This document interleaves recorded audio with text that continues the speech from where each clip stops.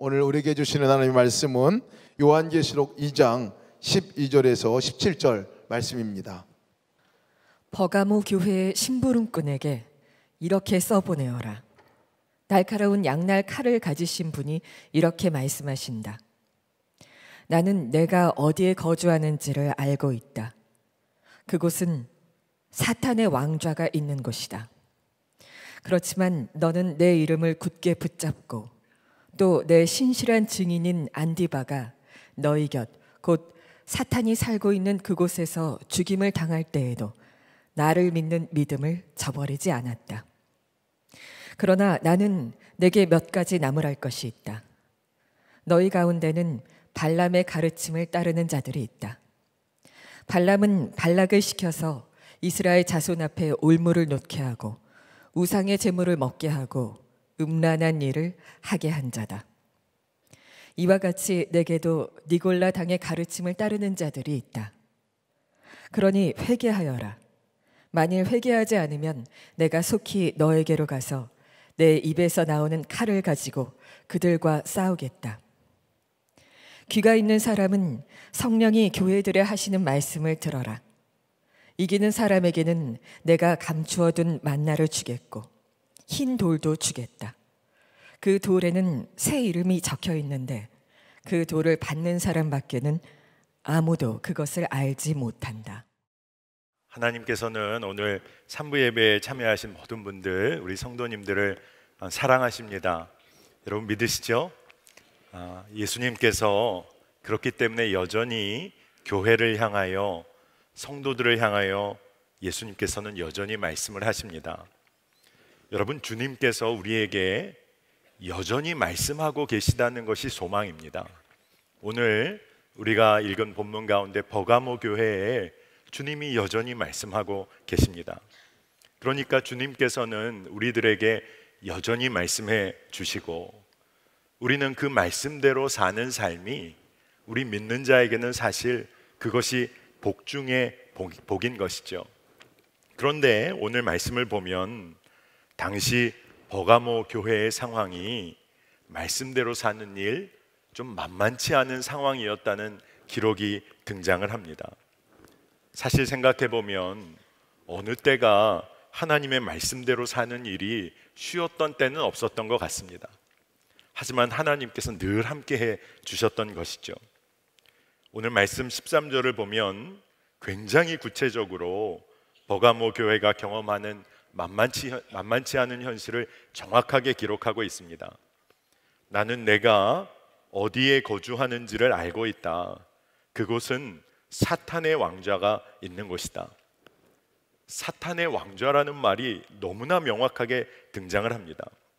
그들의 삶의 터전이 사탄의 지배권 아래 놓여 있었다는 것이죠. 황제 숭배와 이교도 중심의 우상 숭배가 판을 치는 사회였습니다.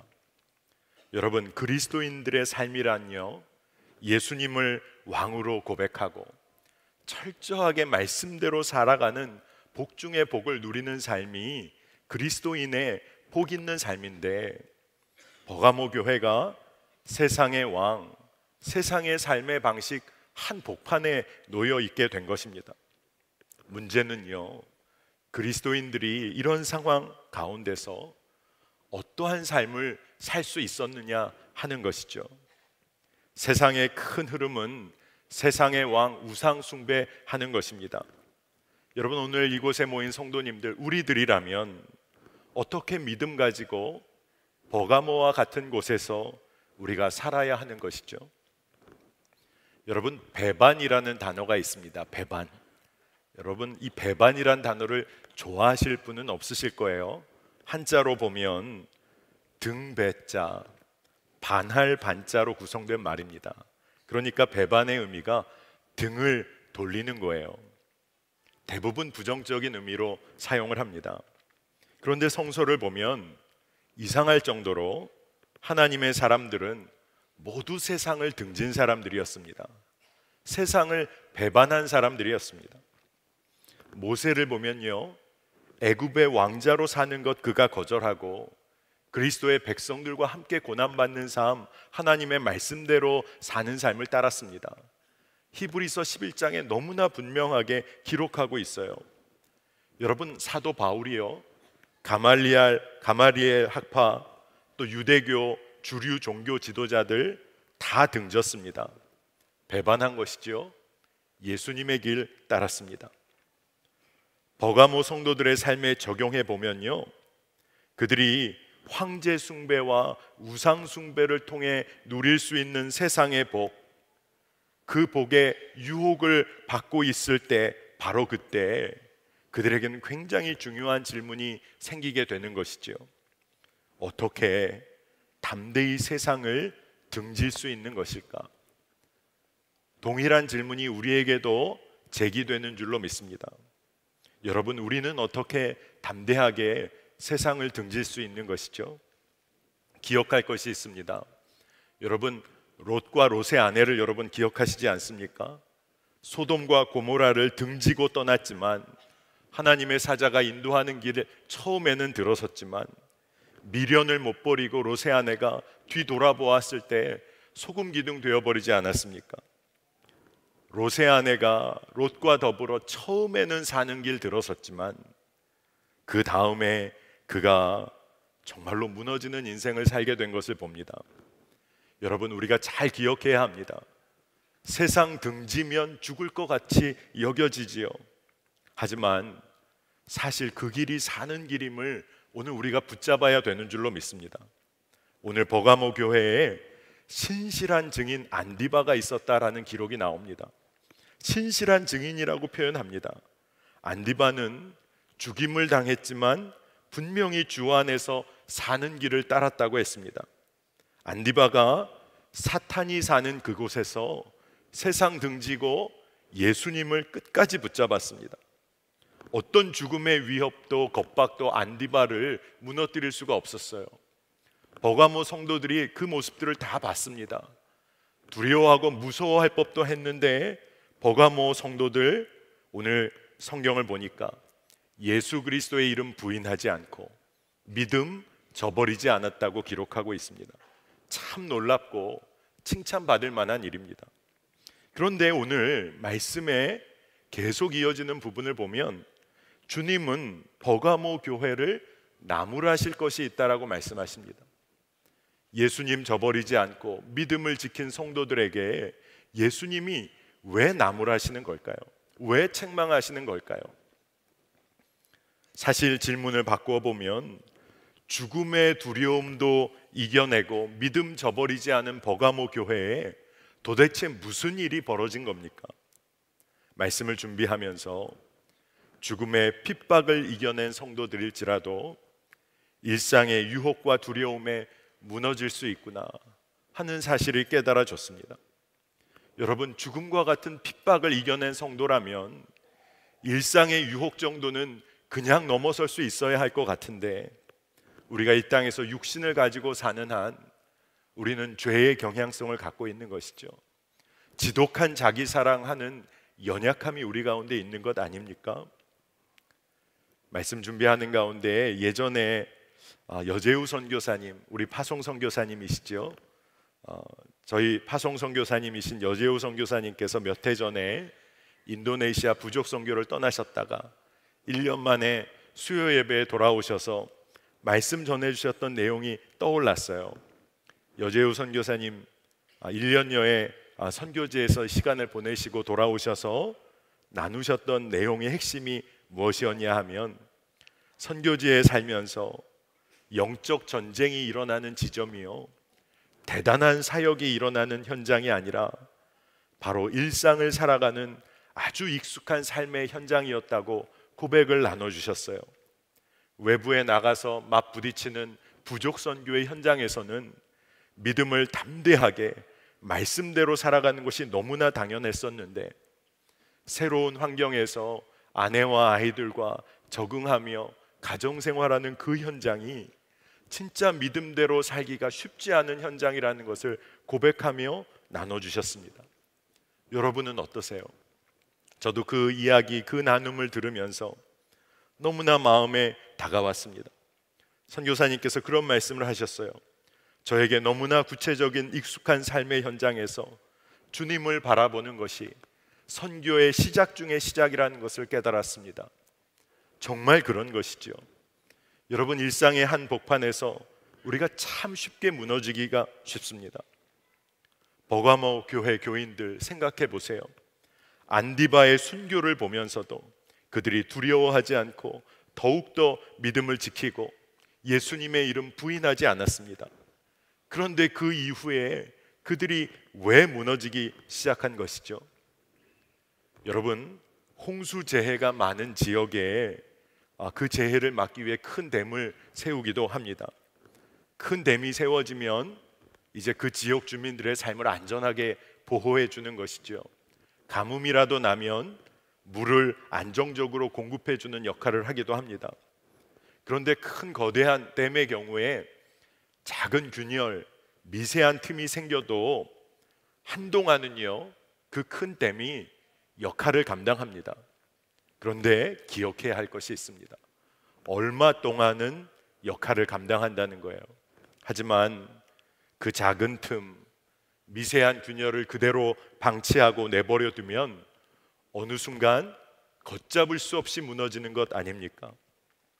안디바처럼 믿음 지켜내고 담대한 고백으로 살았던 사람들 가운데도 그들의 삶에 작은 균열이 생기고 작은 틈을 그냥 방치하기 시작했을 때 문제가 생긴 것이지요.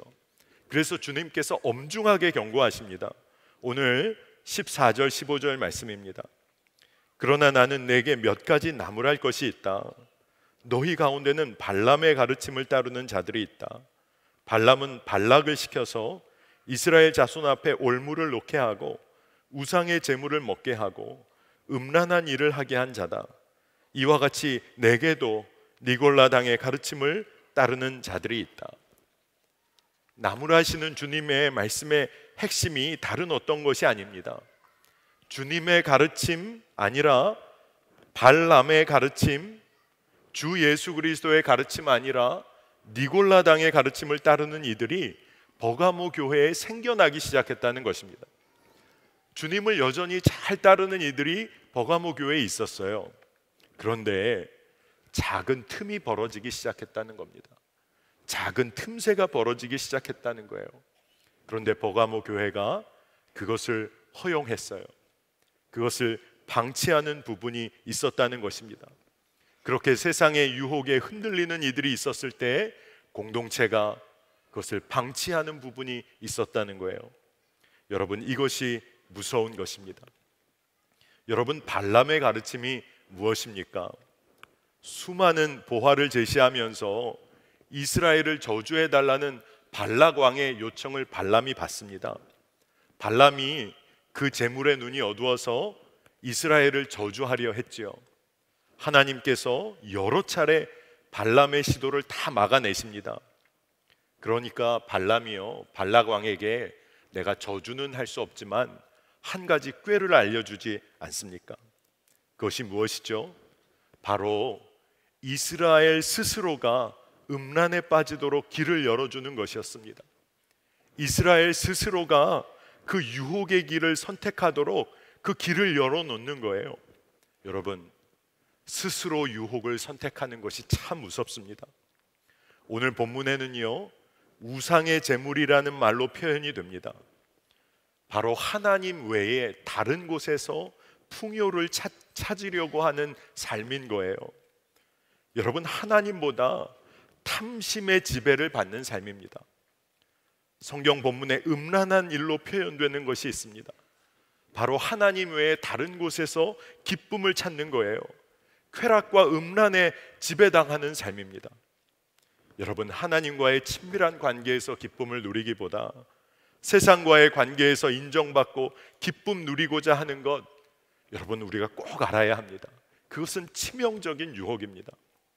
오늘 말씀에 니골라 당도 등장하지요. 니골라 당의 가르침이 무엇입니까? 우리 성서학자들이 니골라 당은 쾌락적인 영지주의자들이었을 것이다, 이렇게 이야기를 합니다. 다름 아니라 이 땅에서 쾌락을 쫓고 육신의 소욕을 쫓는데, 육신은 가짜이니까, 영은 진짜이니까, 영이 구원받는다고 하면 육신대로 사는 것 아무런 문제 없다라고 잘못된 이단적인 가르침을 퍼뜨린 것이 니골라 당이었어요. 소위 신앙의 이름으로 이런 유혹의 삶을 받아들이는 자들이 있었다는 겁니다. 여러분, 발람의 가르침을 따르는 사람들, 니골라 당의 가르침을 따르는 사람들이 버가모 교회에만 있는 것이었을까요? 쾌락과 탐심에 지배받으며 세상의 유혹에 흔들리는 삶이 버가모 교회에만 있었던 것일까요? 여러분, 이 상황을 보면서 죽음의 두려움도 넘어서고 온갖 핍박과 환난에서도 믿음을 지켜냈던 성도들이 진짜 주의해야 하는 것을 우리가 보아야 합니다.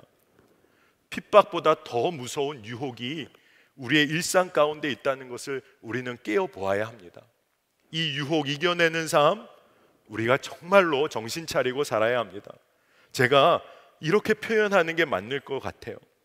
우리가 세상의 유혹 가운데서도 하나님 신뢰하면서 믿음으로 꾸역꾸역 일상을 버텨내며 살아내야 합니다. 여러분, 지겨울 정도로 익숙한 일상 가운데요, 세상의 유혹이 나오면요, 여지없이 무너지는 것이 우리의 모습일런지도 모릅니다. 하지만 너무나도 익숙한 우리의 일상 가운데서 주님을 신뢰하고 그리고 주님만 바라보는 삶, 저는 이것이야말로 좁은 길을 주님과 동행하는 삶이라고 믿습니다. 여러분, 일상을 살다 보니까요, 문득 큰 길, 넓은 길 가고 싶은 유혹이 있습니다. 하나님 외에 다른 곳에서 기쁨과 풍요를 찾을 수 있을 것 같은 속삭이는 세상의 유혹이 있죠. 육체의 기쁨 좀 추구하면 어떠냐는 목소리도 들려옵니다. 근데 여러분, 오늘 꼭 기억하십시다. 그 길은 비참한 길이고 멸망의 길입니다. 왜냐하면 예수님과 동행하는 기쁨을 찾을 수 없는 길이기 때문에 그래요. 여러분, 예수님과 동행하지 않는 삶이 사실 죽음의 길을 걷는 것입니다. 그런데 왜 사람들이 넓은 길 걸으려고 합니까? 아마 너무 간단히 대답하면 고생하고 싶지 않아서라고 말할런지 모르지요. 그런데 보다 더 깊이 들어가 보면 내 뜻을 하나님 앞에 철저하게 굴복하는 그 좁은 길 앞에서 머뭇거리는 것이죠. 그 길이 죽음처럼 여겨지니까 정말로 두려움에 사로잡히는 것이죠. 세상은 우리에게 유혹으로 다가올 뿐 아니라 욱박지르듯이 두려움을 줄 때가 있습니다. 좁은 길 걸으면 너 제대로 넘어지게 될 거야. 그 두려움 앞에 우리가 여지없이 무너지게 되는 것 아닙니까? 제가 말씀을 준비할 때 예전에 봤던 책 하나가 생각이 났습니다. 피트 윌슨이라는 목사님이 쓰신 두려움이 속삭일 때라는 책이 있는데, 그 책의 한 일화를 여러분과 좀 나누고 싶습니다.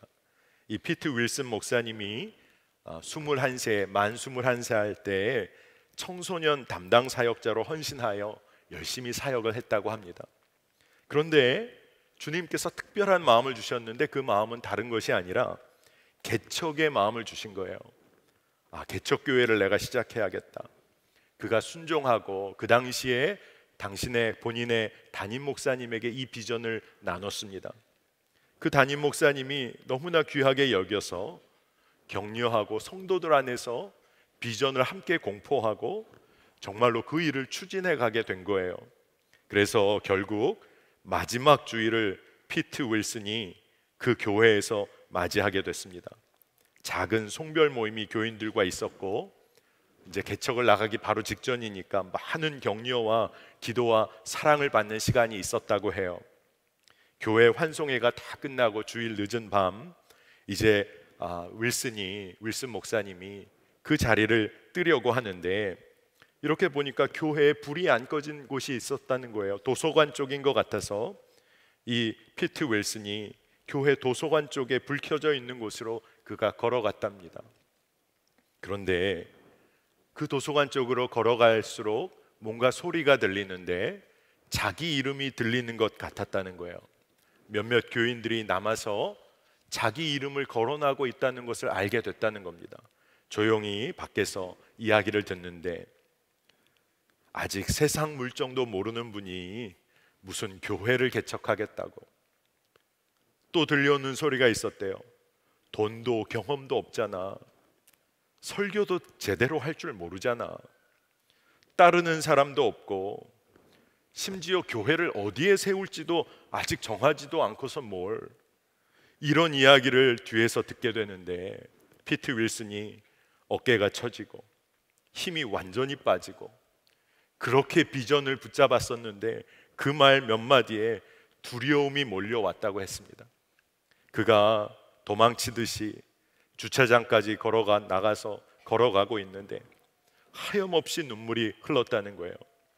피트 윌슨이 그가 하나님 앞에 이야기했다고 합니다.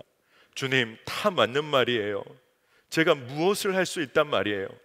무슨 교회 개척을 나 같은 사람이 보나마나 실패해요.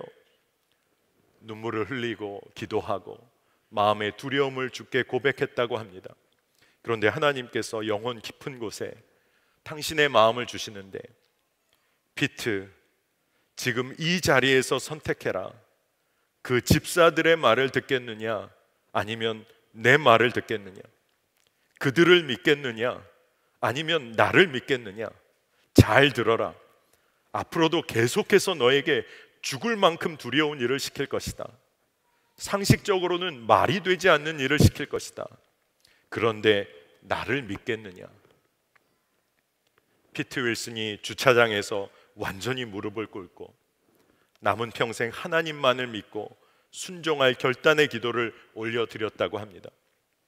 피트 윌슨이 이날의 사건을 기억하기를, 이날 사건은 사실상 두려움의 문제가 아니라 믿음의 문제임을 알려주었습니다. 우리의 목표는 덜 두려워하는 게 아니라 하나님을 더 깊이 신뢰하고 믿는 것입니다. 여러분, 우리가 주님 따르는 삶에 헌신과 결단을 올려드린 이후에도 우리는 왜 그렇게 두려운 것이죠? 세상의 이야기가 주님의 이야기보다 더 크게 들리기 때문 아닙니까? 진짜 우리가 왜 두려운 것이죠? 하나님을 제대로 믿어본 적이 없기 때문 아닙니까? 여러분, 우리가 주님을 철저히 신뢰하고 말씀대로 살기를 갈망해야 합니다. 여러분, 우리가 말씀대로 사는 삶에 대한 오해가 있어요. 내가 말씀대로 살 수 있는 내 능력이 있냐 없냐라고 우리는 물어볼 때가 있어요. 그리고 낙심합니다. 얼마나 자기중심적인 믿음입니까? 나는 말씀대로 살 능력이 없어.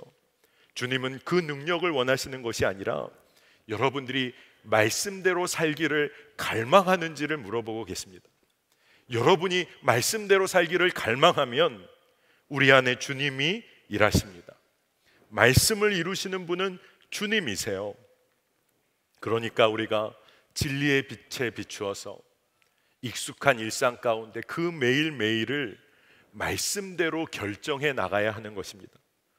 로마서 8장 13절을 보면 너희가 육신대로 살면 반드시 죽을 것이로되 영으로서 몸의 행실을 죽이면 살리니. 여러분, 우리의 익숙한 일상 가운데 육신을 따라 사는 삶 멈추고 성령님께 우리를 내어드리기를 원합니다. 여러분, 그것을 원하세요? 그것으로 충분합니다. 우리의 능력이 아니라 주님을 신뢰하는 거예요. 일상 가운데 예수 그리스도님 더욱 바라보고 그 삶의 길을 따르는 믿음이 회복되기를 원합니다. 여러분, 핵심은 주님을 더욱더 신뢰하는 것입니다. 저는 젊은이 교회에서 몇 년 동안 계속 목회를 하다 보니, 청년 목회 오래 하다 보니 이제 좀 눈에 보이는 것이 생겼어요. 청년들이 어려운 일을 겪게 될 때가 참 많습니다. 그리고 낙심하는 경우가 참 많아요. 그러면 정말 어려운 일 겪고 낙심할수록 그 일 경험할 때마다 주님을 더욱 붙잡아야 하는데 청년들의 마음은 참 쉽지가 않아요. 무너진 감정이 있으면 그 무너진 감정대로 삶을 더 나락으로 빠지게 인도할 때가 있는 것을 많이 봅니다. 직장에서 무너진 날 친구들을 만나서 그 일을 잊어버리려고 마음껏 속풀이할 일을 찾아 이리저리 헤매는 거죠. 때로 술에 무너지기도 하고 뒷담화로 시간을 채우기도 하고 원망과 불평으로 좀 뭔가 다른 일들을 생각해 보기도 하고, 그리고 어떤 때는 청년들이 연락 끊고 잠수를 탑니다. 연락이 안 되는 거예요. 여러분, 그런데요, 그렇게 살고 그날 그렇게 하루를 보내고 나면 그 다음 날 새 힘이 나고 상쾌하고 그렇게 정말로 힘있게 하루를 시작하느냐, 여러분 다 경험이 있으시잖아요. 어렵고 낙심돼서 그냥 그 순간만 모면하고 싶어서 도망 다니다 보면 그 다음 날은 더 나락으로 빠지는 것 아닙니까? 힘든 일 겪을 때, 믿음의 시험이 오고 유혹이 올 때 우리가 더 하나님을 신뢰하며 믿음의 삶을 버텨내야 하는 것 아닙니까? 그런데 우리가 더 어리석게도 무너진 삶의 길로 우리를 더 몰아갑니다. 아마 오늘 말씀 들으시는 분들, 내가 청년 때는 그랬지. 진짜 청년들만 그런 건가요? 아니잖아요. 솔직히 말하면 아니잖아요. 우리가 직장에서 무너질 대로 무너진 날 집에 오면 어떻게 해야 합니까? 가족들과 평안을 누리도록 믿음으로 버텨내야 하는데 가족들에게 쏟아붓지 않습니까? 가정에서 부부관계의 어려움을 겪을 때 내 안에 계신 주님을 신뢰하며 믿음의 삶을 버텨내야 하는데 삶의 터전에서 흔들릴 대로 흔들리는 삶으로 더 몰아가지 않습니까? 여러분, 우리가 주님을 의지하며 더 신뢰하고 주님의 마음으로 일터에서 가정에서 끝까지 섬기는 삶을 살아야 합니다. 여러분, 작은 틈새에 내어주는 일 무서운 일입니다. 작은 유혹에 마음을 주는 것 무서운 일이에요. 여러분, 세상에 어려운 일 겪을 때마다 예수님 마음에 등 돌리고 세상이 줄 것 같은 기쁨, 그 풍요에 눈을 돌리며 우리가 언제까지 살 것입니까? 그렇게 살면 뭔가 잘 될 것 같은데 사실은 더 나락으로 들어가잖아요. 우리가 믿음의 일상을 진짜 꾸역꾸역 살아내야 합니다. 우리 인간의 노력이 아니라 하나님을 더 사랑하고 신뢰하는 거예요. 오늘 버가모 교회에 주신 주님의 말씀이 참 역설적입니다. 고난과 핍박과 죽음도 이겨낸 믿음의 공동체일지라도 그들이 발람의 가르침, 니골라당의 가르침에 속절없이 무너질 수 있다는 말씀이에요. 그러니까 우리가 깨달아야 합니다. 우리가 믿음의 싸움을 지금까지 너무나 잘 싸워왔다 하더라도 우리가 정말로 익숙한 일상에서 주님 바라보는 일 소홀히 하고 작은 믿음의 걸음을 경홀히 여긴다면 우리는 무너질 수밖에 없는 것입니다. 여러분, 그렇기 때문에 핍박보다 더 무서운 유혹이 우리의 삶에 찾아오는 것이죠. 그래서 예수님께서 누가복음 13장 24절에 이런 말씀을 하셨어요. 좁은 문으로 들어가기를 힘쓰라. 내가 너희에게 이르노니 들어가기를 구하여도 못하는 자가 많으리라. 이렇게 말씀하셨습니다. 좁은 길 걸으려고 시작했다가 무너지고 넘어지는 자 실제로 많다는 겁니다. 버가모 교회에도 그런 사람들이 있었다는 거예요. 우리의 삶은 어떻습니까? 예수님은요, 우리에게 좁은 길 그저 한번 걸어봐, 좁은 문으로 한번 들어와봐, 이렇게 말씀하시지 않으셨어요. 너무나 분명히 말씀하셨습니다. 들어가기를 힘쓰라. 성경 해석을 보다 분명히 하면요, 들어가기를 힘쓰라는 말은요, 길을 쓰고 들어가라는 거예요. 좁은 문으로 길을 쓰고 들어가라. 왜 그렇죠? 그 길은 어떠한 대가를 지불해서라도 우리가 가야 할 생명의 길이기 때문에 그렇습니다.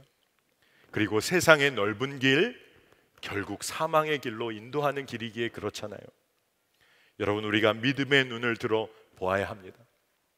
하나님 외에 다른 곳에서 풍요와 기쁨을 찾는 삶이 얼마나 위험한지를 알아야 합니다. 소위 신앙이란 이름으로 이것이 포장될 수도 있는 것 아닙니까? 이것을 경계해야 합니다. 선한 목자교회도 다른 곳에서 보면 어느새 대형교회가 되어 있습니다. 참 이런 이야기를 하기가 조심스럽지만 한국의 많은 대형교회들이 영적으로 무너지고 있는 현실을 보게 됩니다. 듣게 됩니다. 그래서 제 스스로 한번 질문해 보았어요. 대형 교회가, 그 대형 교회가 처음 시작할 때 어떤 모습이었을까?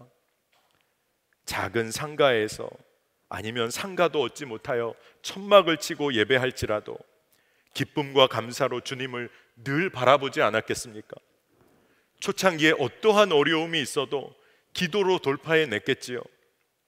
그런데 지금 이제는 그렇게 성장하고 선한 영향력 미칠 수 있는 그 자리에 이르러서는 왜 정작 무너지는 것입니까? 처음에는 작은 성장도 너무나 기쁨이고 감사요, 하나님에 대한 믿음의 고백이 되었는데 큰 성장의 축복이 일상이 되어지고 보니까 이제는 주님의 가르침에 등 돌리고 세상의 기준이 말하는 넓은 문, 넓은 길 택해서 그런 것 아닙니까? 여러분, 우리가 진짜 깨어 있어야 합니다. 오늘 3부 예배 함께 드리시는 모든 성도 여러분, 우리의 삶이 어디에 놓여 있는지를 우리가 오늘 점검하기를 원합니다. 여러분, 우리가요 꼭 기억해야 할 것이 있습니다.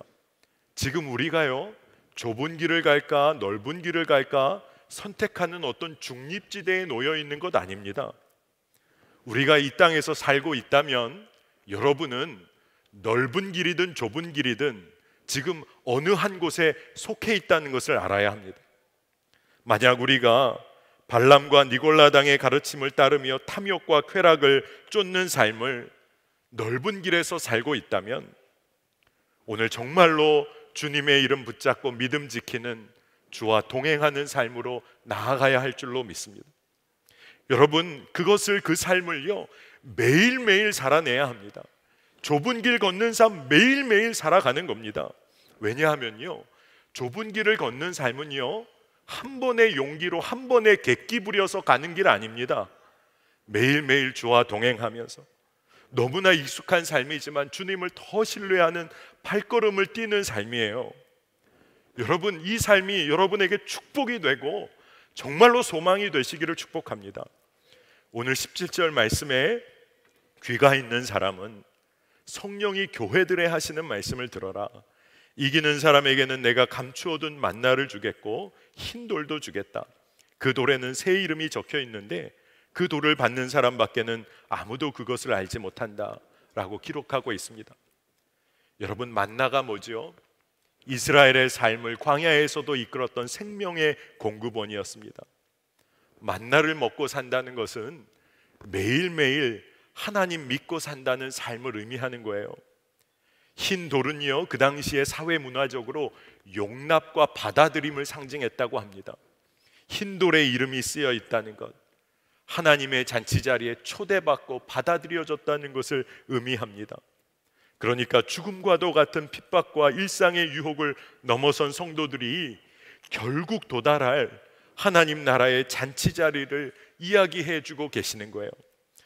성령이 교회들에 하시는 말씀을 듣고 매일매일 일상 가운데 만나를 붙잡고 살았던 이스라엘 백성처럼 하나님 더 신뢰하고 하나님 나라의 잔치 자리에 내가 분명히 들어갈 것 소망하면서 이 땅에서 하나님 나라를 사는 인생이 우리의 인생인 것입니다. 쾌락과 탐심에 흔들릴 수 있는 유혹이 너무 많아요. 그러니 우리 회개하십시다. 오늘 말씀에 그러니 회개하여라. 만일 회개하지 않으면 내가 속히 너에게로 가서 내 입에서 나오는 칼을 가지고 그들과 싸우겠다. 여러분, 오늘 이 말씀을 두렵게 받아야 합니다. 요한계시록을 우리가 계속 읽어나가면서 예수님께서, 예수 그리스도께서 입에 날선 검을 가지신 분이라 묘사된 말씀들을 읽어왔습니다. 주님의 권세를 말씀하시는 것이죠. 그런데 오늘 말씀은 정말로 회개하지 않는 사람, 세상의 쾌락과 탐심의 유혹에 빠져 헤매이는 자, 일상에서 믿음 지키지 못하고 계속 넓은 길 가는 자, 심판받을 것이다. 분명하게 말씀하십니다. 그러니 회개하여야 합니다. 여러분, 회개는 선택사항이 아니에요. 오늘 말씀대로 하면 여러분이 살 길입니다. 그런데 참 놀랍죠? 주님이 오늘도 교회에게, 여러분에게 살 길을 말씀해 주고 계십니다. 회개하여라. 회개하지 않으면 내가 속히 너에게로 가서 내 입에서 나오는 칼을 가지고 그들과 싸우겠다. 여러분, 이 말씀을 우리가 정말로 감사요 은혜로 받기를 원합니다. 마지막으로 주일 말씀을 준비하다가 지난 금요일 큐티 말씀이 떠올랐어요. 우리가 이사야를 묵상해 왔잖아요. 금요일 큐티 말씀이 유혹을 이기는 자의 삶과 연관이 돼 있어서 제가 그 말씀이 붙잡아졌습니다. 금요일 본문 말씀이 유다를 농락하여서 그리고 겁박하는 아수르 왕의 사자 랍사게라는 사람의 말로부터 시작을 합니다. 이사야 36장 13절에 이에 랍사게가 일어서서 유다 방언으로 크게 외쳐 이르되 너희는 대왕 아수르 왕의 말씀을 들으라. 아수르 왕의 말을 들어야 산다라고 이야기를 합니다. 그리고 이어서 포도주와 떡과 우물로 대표되는 물질로 유혹을 하고요. 그리고 항복할 것을 말합니다. 그리고 또 무슨 이야기를 하는 줄 압니까? 세상에 어떤 왕들이 아수르 왕으로부터 자신들의 땅을 지킨 왕들이 있냐? 정말 인간의 경험과 판단으로 보면 완전히 아수르 왕에게 항복할 수밖에 없는 이야기를 내뱉고 있는 것이죠. 그런데 랍사게가 말하는 핵심 메시지가 있습니다. 너희의 여호와 하나님, 너희를 구원하지 못할 것이다. 여러분, 이 마음이요, 우리에게도 크게 들리기 시작하면 세상이 보이는 것이죠. 세상의 유혹, 소위 세상의 구원이 더욱 달콤해 보이는 것 아닙니까? 시대가 달랐지만 버가모 교회가 이것에 무너진 것 아닙니까? 시대는 달랐지만 우리 한국 교회가 이것에 무너진 것 아닙니까? 그런데 이사야서 36장 21절에 이 모든 말과 두려움과 유혹의 말 가운데 유다 백성들의 반응을 기억하기를 원합니다. 그러나 그들이 잠잠하여 한 말도 대답하지 아니하였으니 이는 왕이 그들에게 명령하여 대답하지 말라 하였음이었더라. 그들이 세상의 소리에 등을 돌렸어요. 유다 백성들 세상 소리에는 반응하지 않았습니다. 하나님만을 신뢰하면 살 것이라는 히스기야 왕의 말에 순종합니다. 세상의 외침과 유혹에는 침묵했어요. 그것이 지혜와 담대함이요 살 길임을 그들이 붙잡았습니다. 여러분, 왕의 명령에 순종하면 됩니다. 순종할 수 있는 능력이 문제가 아니라 순종하기를 갈망하면 됩니다. 내 안에 성령님이 이끄세요. 저는 오늘 여러분들 축복하기 원합니다. 정말로 지독할 정도로 익숙한 일상 가운데서 세상의 유혹의 소리에 여러분 반응하지 않는 믿음의 용기 가지시기를 축복합니다. 우리는 왕이 계십니다. 왕의 명령에 순종하는 것이 기쁨입니다. 주 예수 그리스도 우리의 왕의 명령에는 즉각 순종하시기를 축복합니다. 하지만 세상의 소리에는 우리는 담대히 등 돌리는 것입니다. 우리는 세상의 소리에 침묵하면 되는 것입니다. 우리에게 왕이 계십니다. 그 삶이 얼마나 기쁜지 주께서 이끄시고 축복해 주실 줄 믿습니다. 자, 오늘 우리 말씀 붙잡고 우리 함께 기도하기를 원하는데, 다른 어떤 기도의 제목이 아니라 우리가 정말 매일매일 살기가 쉽지가 않습니다. 세상은 물질로도 유혹하고 순간적인 기쁨과 쾌락으로도 우리를 유혹합니다. 남자 성도들의 삶이 만만치가 않고 자녀를 키워내는 여자 성도들의 삶도 물질의 유혹의 앞에 속절없이 무너질 때가 있습니다. 그런데 우리 이 시간 기도합시다. 일상 가운데 하나님 외에 다른 곳에서 기쁨을 찾을 수 있다는 유혹에 빠지지 않게 하여 주옵소서. 세상의 소리에는 침묵하고 왕의 명령에는 순종하는 일상을 믿음과 기쁨으로 살아내게 하여 주옵소서. 우리 주의 이름 한번 부르고 기도하겠습니다. 주여, 오 하나님, 하나님 주님을 의지합니다. 주님을 의지합니다. 하나님, 버가모 교회에 말씀해 주신 주의 음성을 붙잡습니다. 너희에게 나무랄 것이 있다.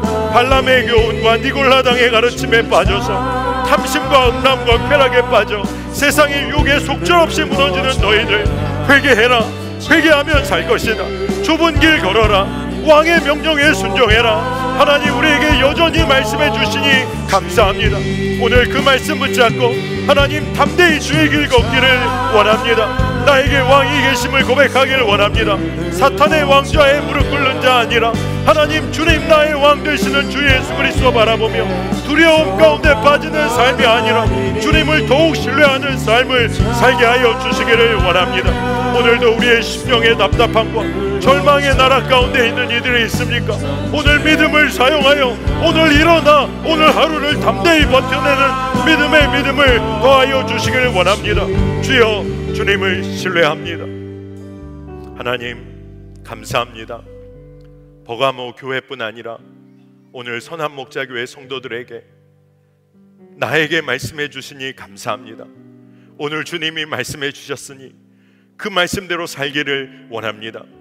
세상의 수많은 유혹 가운데 주여 믿음의 경주 다 달려왔다고 주여 마음을 내려놓는 그 순간에 우리가 정말로 물질의 유혹에 얼마나 쉽게 무너졌는지, 순간적인 쾌락과 기쁨에 우리의 육신을 얼마나 쉽게 내주었던지, 심지어 우리 자녀들을 바라보면서도 인간적인 욕심으로 얼마나 무너졌었는지 주 앞에 고백합니다. 하나님, 주여 주님 붙잡고 내 안에 계신 성령님께 모든 것을 내어놓기를 원합니다. 우리가 말씀대로 살 수 있는 능력이 우리에게 있어서가 아니라 우리가 말씀대로 살기를 갈망하기에 주님을 붙잡습니다. 우리를 사랑하시는 주로 인하여 우리가 넉넉히 이길 것을 믿습니다. 하나님, 나에게 왕이 계십니다. 주님, 그 왕, 그 주의 명령대로 사는 기쁨을 누리게 하여 주시고 오늘 정말로 익숙한 일상, 내일부터 시작하는 한 주간 어찌 버텨야 할지 모르는 삶 가운데서 나에게는 왕이 계시다, 내 안에 성령님 계시다, 주님 나를 이끄신다 고백하며 주님 더 깊은 믿음의 길 걷게 하여 주옵소서. 하나님, 오늘 우리가 정말로 주의 은혜에 감사하며 구별된 예물을 주 앞에 올려드립니다. 그 손길들을 축복해 주셔서 평생 구별된 삶, 하나님 나라를 위하여 쓰임받는 축복을 누리게 하여 주옵소서. 주여, 북한과의 관계에서 쉽지 않은 때를 보내고 있습니다. 열강의 틈바구니 가운데서 어찌 기도해야 할지를 모르는 정말로 안타까운 상황 가운데 우리 민족에게 왕이 계시다. 주님, 우리 민족을 평화의 왕께서 다스려 주옵소서. 북한 땅에 생각지도 못한 변화를 주님 일으키실 줄을 믿습니다. 숨어있는 믿음의 성도들이 주여 북한 땅에 곳곳에 세워지는 역사가 있게 하소서. 사회의 곳곳에 드러나지는 않아도 믿음을 가졌던 믿음의 성도들의 삶이 드러나는 은혜가 있게 하여 주소서. 억류되어 있는 주여 주의 종들을 붙잡아 주시고 끝까지 믿음으로 승리하는 은혜가 있게 하여 주소서. 김국기 목사님, 김정욱 선교사님, 최춘길 선교사님, 주여 김동철 씨, 주여 붙잡아 주시길 원합니다. 주여 김상독 교수님, 김학성 교수님, 중국에 억류되어 있는 신마띠아 선교사님, 이름을 알 수 없지만 억류되어 있는 이들을 위한 믿음의 기도가 그치지 않게 하여 주옵소서. 오늘 우리가 간절히 기도하는 것, 주의 길 걷기를 원합니다. 주님, 통행하시는 주님으로 인한 기쁨을 누리게 하여 주옵소서. 감사합니다. 예수님의 이름으로 간절히 기도합니다. 아멘. 우리 다 일어나셔서 우리 믿음으로 찬양하시겠습니다.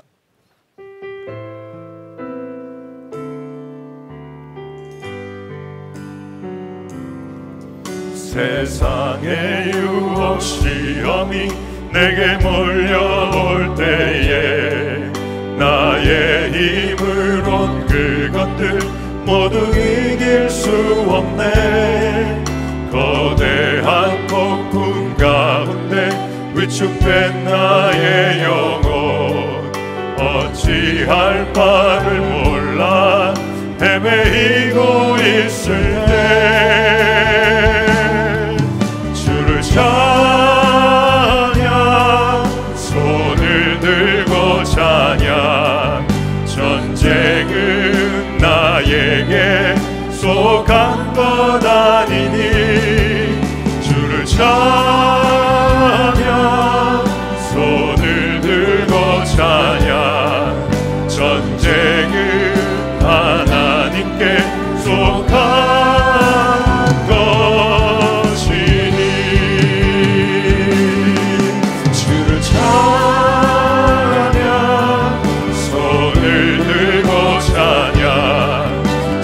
전쟁은 나에게 속한 것 아니니 주를 찬양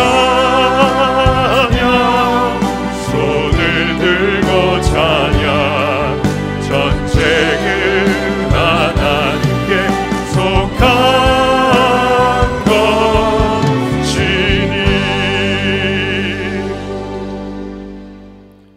지금은 우리 주 예수 그리스도의 은혜와 하나님 아버지의 놀라우신 사랑하심과 성령께서 우리 안에서 역사하시고 교통하심이 이제 삶 가운데서 믿음의 길 걷기를 원하고 하나님 핍박보다 더 두려운 유혹 가운데서도 주님을 더 신뢰하기를 갈망하는 믿음의 성도들 위해 지금으로부터 영원토록 함께 하시기를 간절히 축원하옵나이다. 아멘.